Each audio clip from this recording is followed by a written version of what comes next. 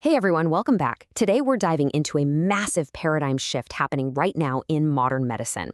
For decades, struggles with weight have been totally shrouded in this heavy stigma, often just completely and incorrectly reduced to a simple lack of willpower. But I was digging into some incredible new 2026 clinical data, and it is absolutely rewriting that old narrative. So let's jump right into this explainer and see what the science is actually telling us about our own biology. To really wrap our heads around the scale of this, consider these recent numbers coming out of Japan. A staggering 32.4% of adult men, literally almost 1 in 3, are currently classified as obese. And the numbers for postmenopausal women are just as concerning. This isn't some rare anomaly, it's a daily, widespread public health reality that's affecting millions of people. But here is where we hit a massive disconnect. Despite those really high numbers, the data reveals that only 13% of people are actually familiar with the specific clinical concept of obesity disease. There is just this huge gap in understanding the difference between carrying some extra weight and crossing the line into a quantifiable medical disease. And honestly, that lack of understanding breeds a truly heartbreaking statistic. Over half, 50.5% of individuals suffering from obesity avoid consulting a doctor entirely out of shame. More than half of the people who could absolutely benefit from these incredible modern medical interventions are just suffering in silence because of intense societal stigma. They're terrified of being judged or just being told to, try harder. So here is our roadmap for today's explainer. We'll cover the obesity disease reality, biology not willpower, the GLP-1 revolution, the hidden muscle loss, the rebound reality, and finally, the future of treatment. Let's get into it. Section 1, the obesity disease reality, defining the medical condition. The absolute most crucial distinction we need to make is this. Obesity itself is just a physical state. In Japan, that's categorized as a BMI over 25. But obesity disease, that is a formal medical diagnosis. It means having a BMI over 25 plus having dangerous visceral fat accumulation or specific health complications, things like type 2 diabetes, high blood pressure, or sleep apnea. Simply carrying extra weight doesn't automatically mean you need medical intervention, but obesity disease, that absolutely does. Section 2, biology, not willpower, dismantling societal stigma. This right here is exactly why the classic just eat less advice almost always fails. Obesity is driven by this incredibly complex web of factors. Science has now identified over 400 distinct genetic variants linked to weight. Plus, we're living in what's called an obesogenic environment. Just try walking through a modern grocery store without being bombarded by ultra-processed foods. Furthermore, hormonal imbalances like leptin resistance literally trick your brain into starvation mode. It aggressively commands the body to eat more, regardless of conscious willpower. Even the makeup of your gut microbiome plays a huge role in how efficiently you absorb calories. The modern medical community now firmly recognizes this fundamental truth. Obesity is a chronic, multifaceted disease. It is not a weakness of will. If you have been battling your weight for years, you need to hear this. You are fighting a physiological battle against your own biology, not a moral failing. Section 3, the GLP-1 revolution. Breakthrough pharmaceutical solutions. You have very likely heard these names floating around, but let's break down what they actually do clinically. The mechanism of action here is just fascinating. Wegovy, which uses the active ingredient semaglutide, works as a GLP-1 receptor agonist. It basically mimics a natural gut hormone to drastically suppress your appetite and significantly slow down stomach emptying.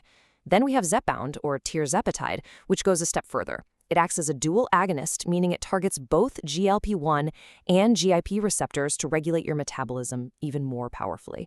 Make no mistake, these aren't just trendy diet pills. They are profound metabolic regulators. And when we look at the direct head-to-head data from the SURMOUNT-5 trial, the results are honestly staggering. Wegovy yielded a really impressive 13.7% average weight loss, but Zepbound, it achieved 20.2%. That is a 47% higher relative weight loss for the dual agonist. Think about that. Losing a fifth of your entire body weight. We are literally talking about surgical-level weight loss achieved entirely through medication. But here's the thing, these medications are doing way more than just altering numbers on a bathroom scale. Landmark studies like the SELECT and FLOW trials proved that these drugs powerfully protect your vital organs. We are seeing a massive 20% reduction in major cardiovascular events, like heart attacks, and a 24% reduction in major kidney disease events. These are life-saving metabolic medicines.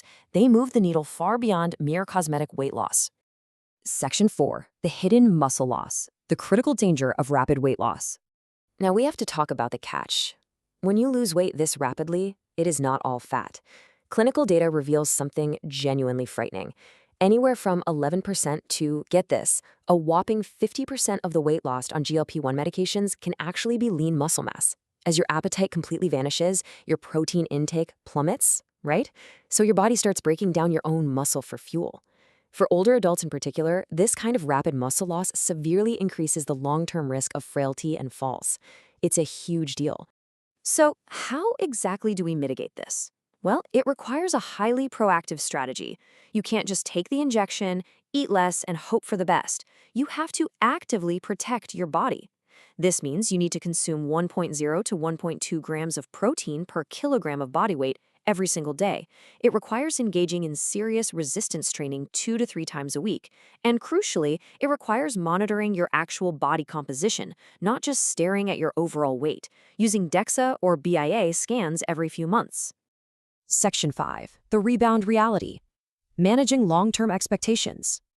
The data from a recent 2026 BMJ meta-analysis is stark. When the medication is halted, those biological drivers of obesity, they kick right back in. Patients gain an average of 0.8 kilograms in just the very first month off the drug.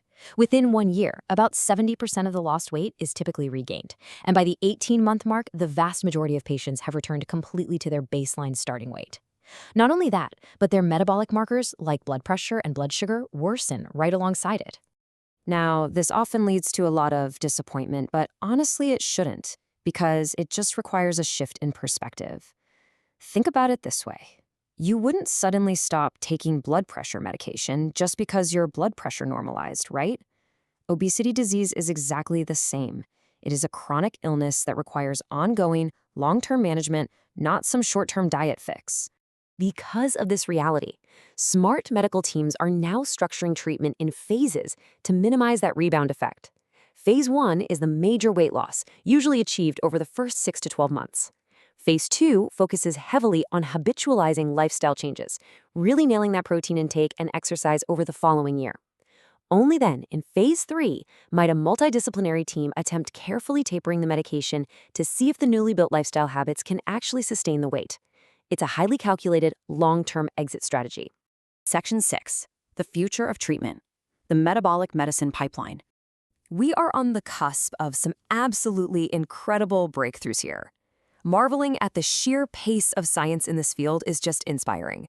We're currently seeing the development of oral semaglutide, which offers a daily pill alternative for people who just simply cannot tolerate injections. Then there's CagriSema, which combines GLP-1 with an amylin analog to target entirely different hormonal pathways. Even more staggering is retatrutide. This is a triple agonist currently in trials that is showing an unbelievable 24.2% average weight loss.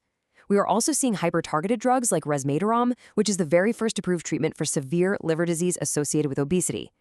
Medicine is becoming incredibly personalized, and the future is remarkably bright. Well, we've covered a tremendous amount of ground in this explainer today, but I want to leave you with this one final crucial thought. What if your lifelong battle with weight was literally never about willpower, but simply a lack of the right medical tools? The science is abundantly clear. It is time to release the shame, to embrace the biology, and, if you need it, to proudly seek out that professional medical support. Thank you so much for exploring this with me today, and keep learning.